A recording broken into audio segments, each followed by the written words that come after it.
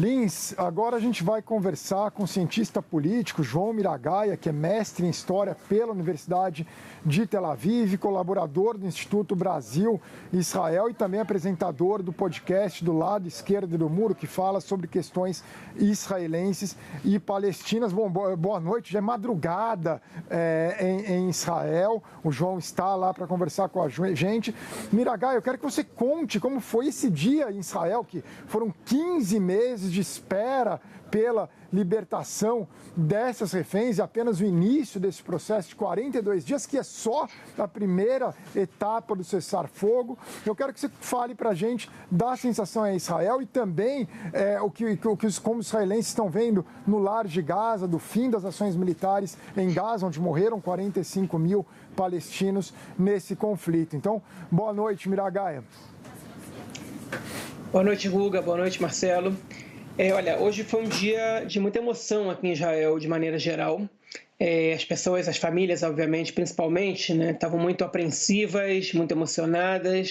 A gente passou por uma espera desnecessária, talvez, inesperada, porque a lista das reféns que teriam que ser libertadas hoje deveria ter sido enviada ontem, às 4 da tarde. Segundo o acordo, tem que ser entregue um dia antes. E houve um atraso até hoje, às 11 da manhã praticamente. O cessar-fogo só começou depois que esses nomes chegaram. As famílias foram avisadas e aí sim a violência foi interrompida.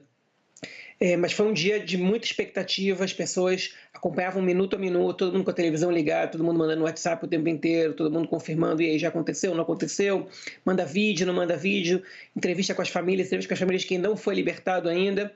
Enfim, foi um momento, até os políticos, até os parlamentares, os ministros do gabinete que votaram contra o acordo de cessar-fogo estavam dando as boas-vindas e dizendo que tudo que mais queriam era ver essas reféns voltando para casa, o que tem uma dose de cinismo, mas enfim, essa é a realidade, esse é o clima no país, né? A Praça dos Reféns lotada, e a gente espera que isso continue nas próximas semanas e que se prolongue por mais tempo, porque a expectativa é que a gente tenha, a partir do 42º dia, já um cessar-fogo permanente aqui, né? O cessar-fogo é temporário, de 6 semanas, mas a partir do 16º dia, a ideia é que se comece a negociar um cessar-fogo permanente, e aí a gente vai ver a volta de todos os reféns.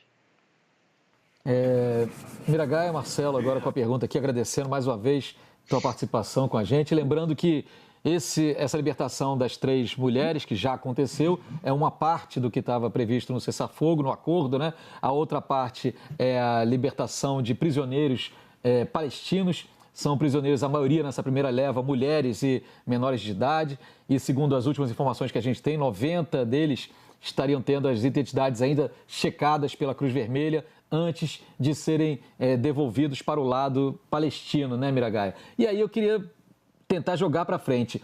Para além dessa que foi, na verdade, uma ocasião também para um exercício de relações públicas dos dois lados, a gente viu militantes armados do Hamas com uniformes novos, fazendo questão de escoltarem as reféns lá na faixa de Gaza, ainda como quem diz, nós não só não fomos aniquilados, como ainda detemos o poder na faixa de Gaza. Do lado de Israel, que a gente viu na chegada das reféns ao hospital também, elas já estavam, pelo menos uma delas, enrolada na bandeira de Israel também.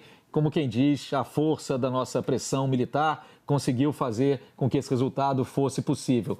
No final das contas, o contexto, nós temos mais de 46 mil mortos de um lado, a incerteza ainda sobre outros reféns e a continuidade desse cessar-fogo. Na sua opinião e pelo que você conhece dessas tratativas, o que devemos esperar para as próximas semanas? Porque você mencionou o atraso de algumas horas na entrega da lista de reféns fez com que Israel mantivesse seus bombardeios à faixa de Gaza, né, e causando mais mortes e tudo mais. Então, diante de qualquer escorregão que é até esperado num acordo desse, o que a gente pode esperar nos próximos dias, nas próximas semanas? Bom, Marcelo, acho que a tentativa por mostrar uma foto da vitória, ela é comum nos dois lados. Isso a gente já viu em confrontos anteriores e ninguém esperava que fosse diferente dessa vez. Até mesmo o Hezbollah, no final do confronto com Israel em dezembro do ano passado, tentou apresentar a maneira como o confronto se realizou de uma maneira vitoriosa, o que enfim, é absolutamente contraditório com a realidade. Agora, o que a gente pode esperar nas próximas semanas?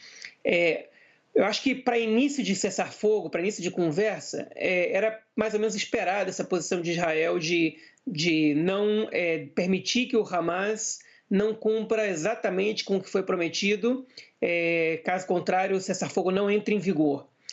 Mas para as próximas semanas, é difícil que um atraso numa lista prejudique o cessar-fogo.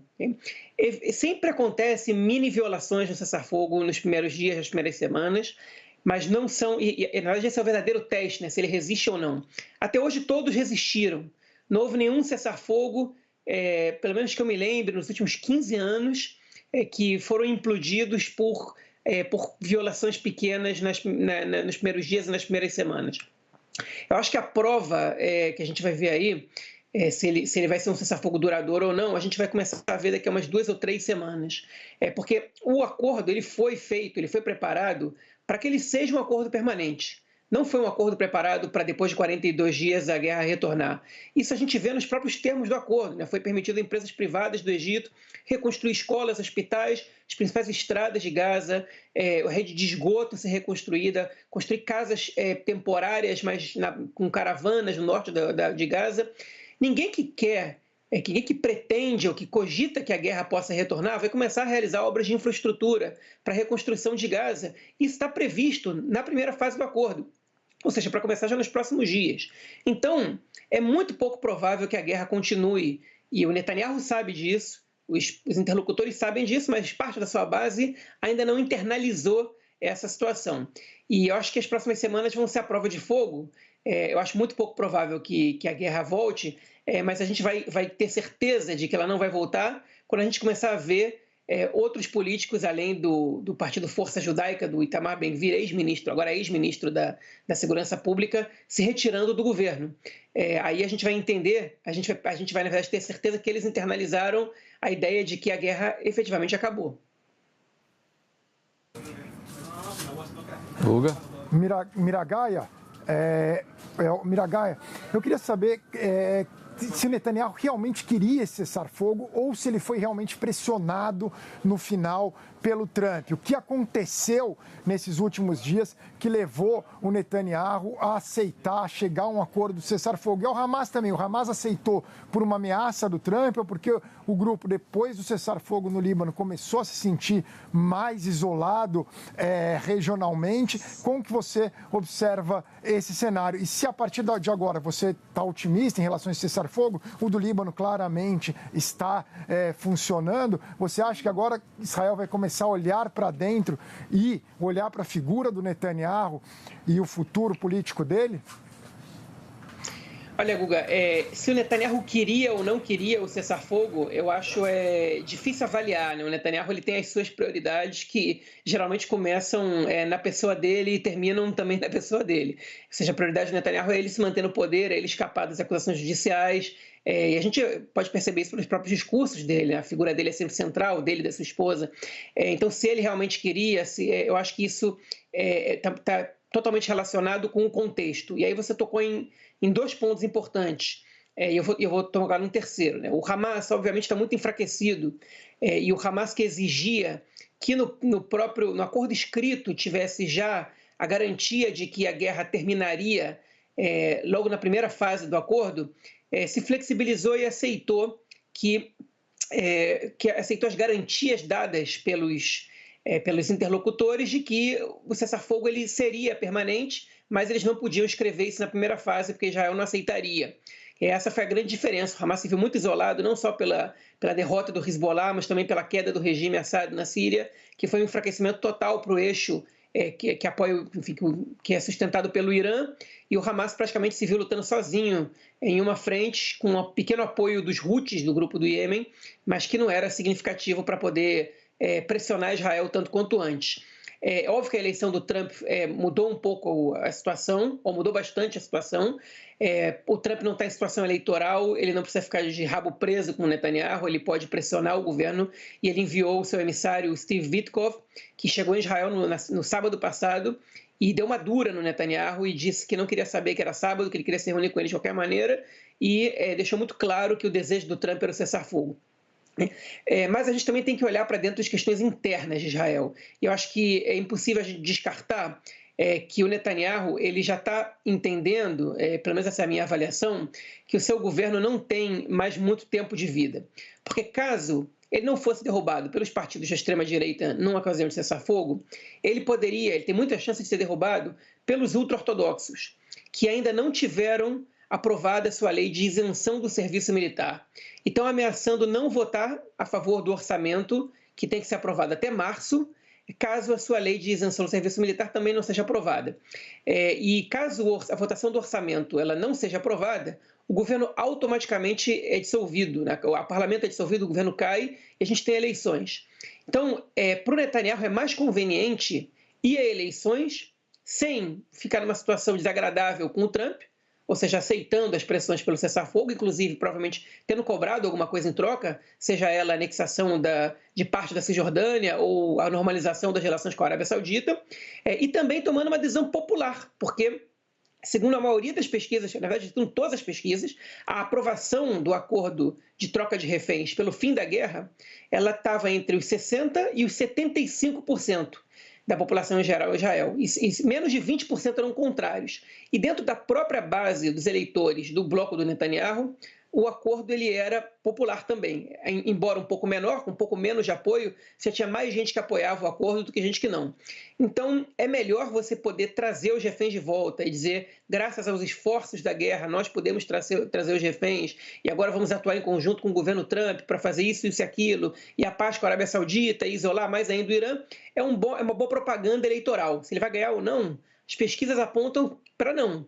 Mas as coisas ainda podem mudar até o momento que a gente tiver eleições. Então, acho que essas três questões, a pressão do Trump, o enfraquecimento do bloco do Irã, que obviamente toca o Hamas, e a mudança do panorama interno israelense, facilitaram que o cessar-fogo fosse assinado agora, porque a pauta, a proposta, ela é praticamente a mesma que a gente vê desde maio, junho.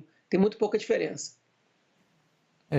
Miragai, é muito interessante você tocar nesse ponto das pesquisas que indicam um apoio popular grande na sociedade israelense pelo acordo de cessar-fogo, ou seja, uma fadiga também com essa campanha militar intensa, com todos os seus desdobramentos, porque a gente sabe também que as informações sobre a extensão da destruição na faixa de Gaza e o número de mortos também não circulam assim com a mesma facilidade em Israel do que elas circulam em outros países, né? Pelo menos essa é a impressão que a gente tem olhando, inclusive, a imprensa israelense. Nesse sentido, a gente entrevistou mais cedo um porta-voz das Forças de Defesa de Israel, que ele lembrou que não dá para confiar nos números que são dados pelo Hamas, mas me parece que a partir do momento em que as imagens de imprensa voltando a entrar na faixa de Gaza, vai ficar ainda mais evidente a extensão da destruição.